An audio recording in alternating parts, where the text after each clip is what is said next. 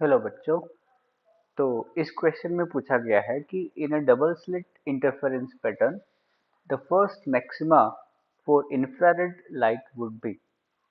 Okay, तो इस question का की कॉन्सेप्ट जो है वो बेसिकली ये है कि हमें यंग्स डबल स्लिट एक्सपेरिमेंट में nth मैक्सिमा की लोकेशन पता होनी चाहिए। nth maxima from the central maxima is given by n lambda capital D upon small d, where lambda is wavelength of the light and d is distance between the slit and the screen, and small d is distance between the slits.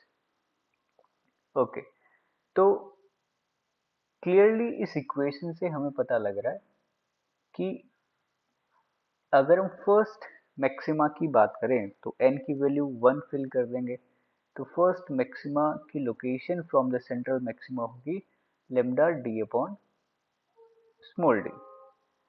तो wavelength of the light जितनी ज्यादा होगी, first maxima की distance भी central maxima से उतनी ही ज्यादा होगी।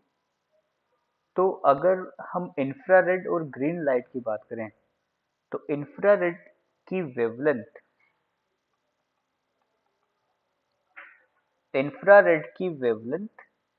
ग्रीन लाइट की वेवलेंथ से ज्यादा होती है। ओके, तो first maxima from the infrared light हमें ग्रीन लाइट के मैक्सिमा से दूर मिलेगा अगर हम सेंट्रल मैक्सिमा से देखें तो। ओके, तो अगर हम ऑप्शंस को देखें तो ऑप्शन ए है कि at the same place as the first maxima for green light, जो कि गलत हो जाएगा। ओके, तो closer to the centre than the first maxima for green light, ये भी गलत हो जाएगा। Further from the centre than the first maxima for green light, option number C correct हो जाएगा, क्योंकि इंफ्रारेड लाइट के लिए लेमडा अगर ज्यादा होगा तो डिस्टेंस फ्रॉम द सेंटर भी ज्यादा होगी।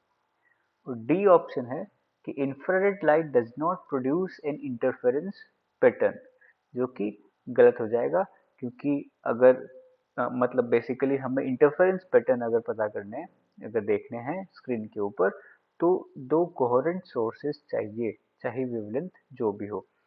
तो ऑप्शन नंबर सी करेक्ट हो जाएगा। आई होप आपको ये सोल्यूशन समझ में आया होगा। Thank you very much.